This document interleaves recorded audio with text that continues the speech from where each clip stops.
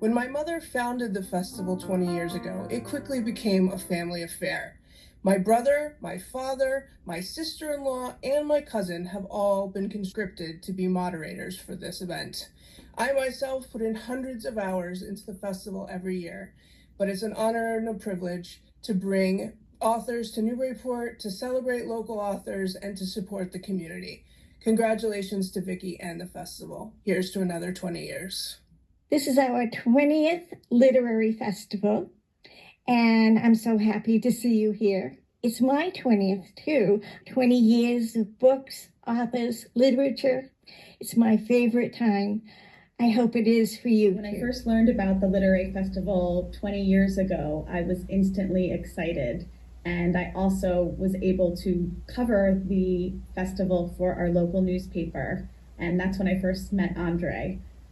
Ever since, I've been really engaged with the festival, and I'm so excited to be a part of celebrating the 20th anniversary this year. I support the festival because through literature, we see the joys and sorrows of others. We come away with newfound empathy and perspectives. We tap our own wisdom, and in doing so, connect to even more knowledge. A vibrant community is a literary community, and that's why I'm here.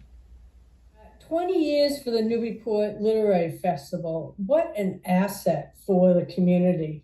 I love seeing hundreds of locals and visitors with their friends, and they're enjoying their favorite author, they're discovering new authors, or they're learning about Newburyport and New England history. The Newburyport Literary Festival brings communities together. So here's to books and another 20 years. I've enjoyed a lot of memorable events, but my favorite thing about the Literary Festival has been getting to know so many of our wonderful volunteers.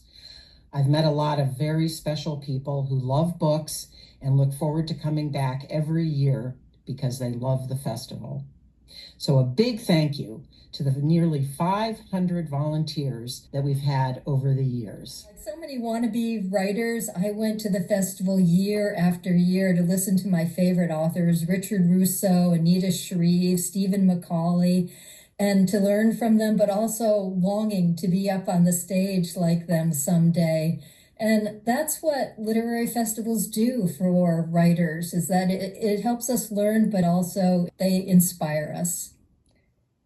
Having many exceptional authors and poets meandering the city where I live on one weekend each spring is a thrill.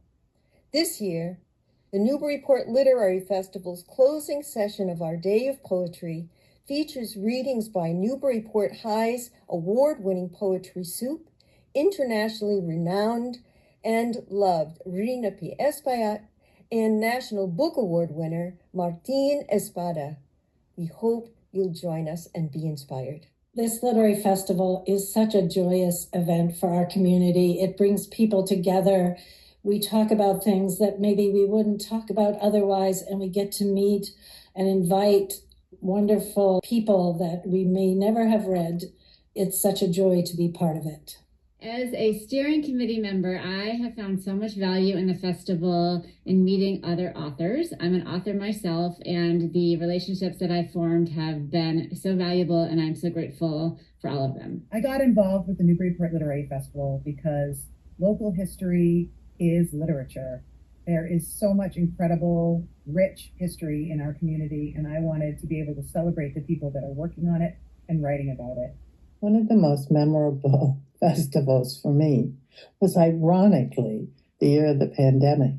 We had to take the Melopea concert, which was supposed to go on stage, and put it online.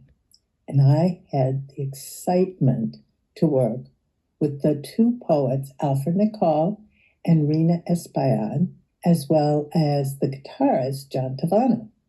And what a joy to watch them, the passion they have for their craft, as well as the love they have for each other.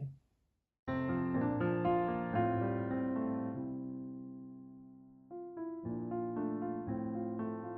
volunteer at the Newburyport Literary Festival, and I love how authors are so gracious and book groups come and they're very excited. And I also love the combination of meeting authors that I've enjoyed for years, like Anita Diamond, who wrote The Red Tent, but also meeting new authors who've written books that I've never read. Jessica Chaddock was there one year, and she wrote The Women in the Castle, which was historic fiction, and I loved that book and got to know it. What I love best about the literary festival is that it gets me out of my own comfort zone of reading. In a given day, I can hear poets speak, authors on fiction, nonfiction, romance, and children's literature, and those hidden gems of authors I've never even heard of. It's just a great day for readers. Happy 20th anniversary, Newburyport Literary Festival. And John and I have been active volunteers for 19 of those 20 years.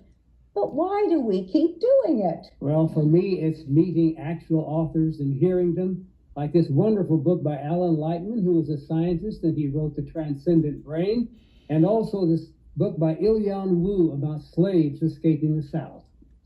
And we do it to support books and reading, something that no one should take for granted, especially in a world that wants to limit what our eyes can see and our ears can hear.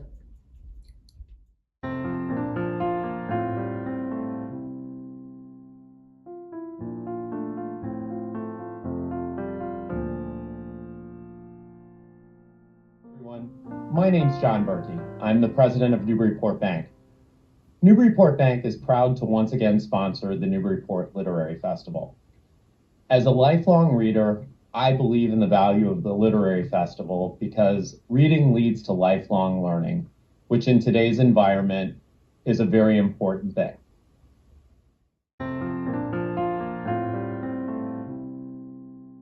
Hi, I'm Marianne Clancy, Senior Vice President of Marketing and Communications at the Institution for Savings, and personally an avid reader.